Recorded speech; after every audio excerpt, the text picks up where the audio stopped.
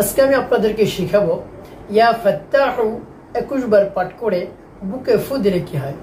আমি আবারও বলছি, ইয়া ফাত্তাহু 21 বার পাঠ করে বুকে ফু দিলে কি হয়। খুবই দামি এবং গুরুত্বপূর্ণ আমলটি আপনি শিখে রাখুন, আপনার কাজে লাগবে। আমলটি করে যখন আপনি উপকৃত হবেন, লাভবান হবেন, তখন বুঝবেন কত দামি এবং গুরুত্বপূর্ণ আমলটি। তো এই আমলটি করে যখন ফলাফল পাবেন, তখন আপনি মনে করবেন এই আমলটি তো আমার আরো আগেই দরকার ছিল, তো কোনো সমস্যা নেই, আপনি এখন পেয়ে গেছেন, এখন আপনি আমলটি করতে পারেন।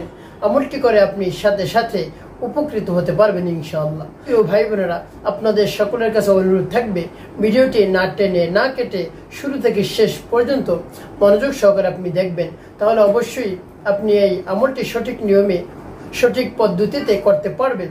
অন্যথায় আপনি যদি টেনে টেনে তারপরে কেটে কেটে ভিডিওটি দেখেন, তাহলে কিন্তু আপনি আমল করতে পারবেন না। এই জন্য অনেকে কমেন্ট করে থাকেন, হুজুর কয়বার পাঠ করতে হবে, কতবার ফু দিতে হবে, এভাবে অনেকে কমেন্ট করে থাকেন। তো প্রিয় ভাই বোনেরা, হ্যাঁ অবশ্যই আপনার যদি কোনো সমস্যা থাকে বা আপনার বুঝতে সমস্যা হয়, অবশ্যই কমেন্ট করবেন, সাথে সাথে রিপ্লাই দেওয়ার চেষ্টা করবেন ইনশাআল্লাহ। তো প্রিয় ভাই বোনেরা, এই আমলটি অনেক গুরুত্বপূর্ণ এবং দামি। আমলটি করে আপনি অবাক হয়ে যাবেন, এই আমলটি করে আপনি একেবারে আনন্দিত হয়ে যাবেন। এই আমলটি আপনি কখন কিভাবে করবেন, কোন নিয়মে করবেন, আমলটি করে কিভাবে আপনি উপকৃত হবেন, আমি শুরু থেকে শেষ পর্যন্ত আপনাদেরকে অতি সহজেই অল্প সময়ের মধ্যে বলে দিচ্ছি। আপনিও অতি সহজেই অল্প সময়ের মধ্যে এই আমলটি করতে পারবেন। তাই বিস্তারিত জানার জন্য, আমলটি শিখে রাখার জন্য ভিডিওটি শেষ পর্যন্ত ধৈর্য এবং মনোযোগের সাথে দেখার অনুরোধ থাকবে। এবং আমার চ্যানেলে যদি আপনি নতুন দর্শক হয়ে থাকেন, তাহলে নিত্য নতুন ইসলামিক ভিডিও সবার আগে পেতে আমার চ্যানেলটি আপনি সাবস্ক্রাইব করে রাখুন। তো প্রিয় ভাই বোনেরা, এই আমলটি আপনি কখন করবেন? এই আমলটি আপনি যে কোনো সময় করতে পারেন, কোনো সমস্যা নেই। তবে যে সময় আপনি নামাজ আদায় করবেন, নামাজের পরে যদি আপনি করেন তাহলে ভালো। তো অন্য যে কোনো সময় আপনি করতে পারবেন, তবে যে সময় করবেন আপনার মন যেন ফ্রেশ থাকে, মন স্থির থাকে। অস্থির মন নিয়ে আপনি আমল করবেন না, সে আমল করে আপনি সাথে সাথে ফলাফল পাবেন না যদি আপনি অস্থির মন নিয়ে এবং পেরেশানিগ্রস্ত হয়ে যদি আপনি আমল করেন। এজন্য স্থির মন নিয়ে এবং দৃঢ়তার সাথে আপনাকে আমলটি করতে হবে।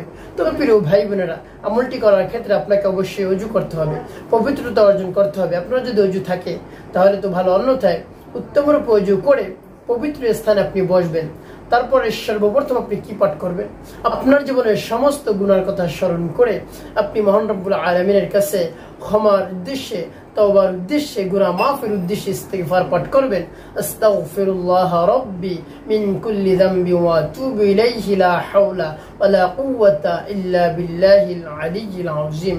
এভাবে ইস্তিগফার যখন পাঠ করা হয়ে যাবে, আপনি নবীজি সাল্লাল্লাহু আলাইহি ওয়াসাল্লামের শানে 3 বার দুরূদ শরীফ পাঠ করবেন, যেমন সাল্লাল্লাহু আলাইহি ওয়াসাল্লাম, সাল্লাল্লাহু আলাইহি ওয়াসাল্লাম, সাল্লাল্লাহু আলাইহি ওয়াসাল্লাম। এভাবে ইস্তিগফার এবং দুরূদ শরীফ যখন পাঠ করা হয়ে যাবে, আপনি কোথাও ফু দিবেন না। তারপরে আমার দেখানো নিয়ম অনুযায়ী সেই নামটি আপনি পাঠ করবেন।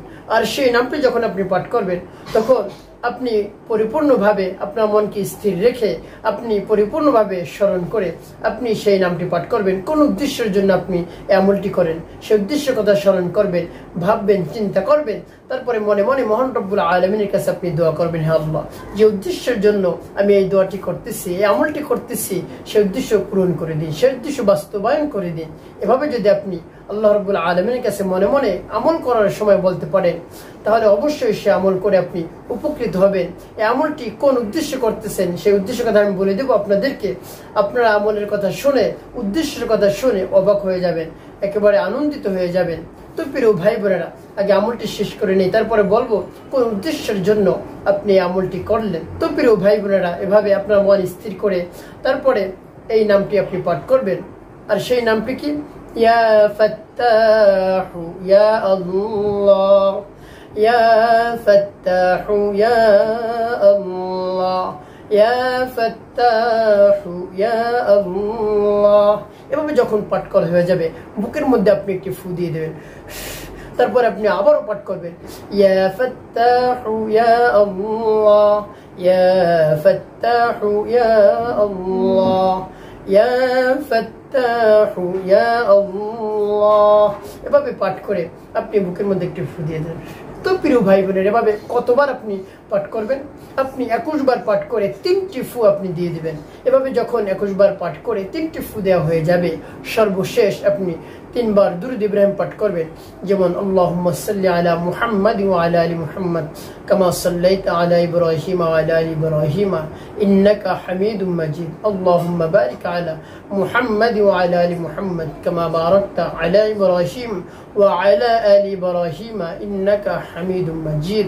তবে যখন দুরূদ ইব্রাহিম পাঠ করা হয়ে যাবে, 2টি ফু আপনি বুকের মধ্যে দিয়ে দিবেন। তো প্রিয় ভাই বোনের, এভাবে আমলটি করা শেষ হয়ে গেল।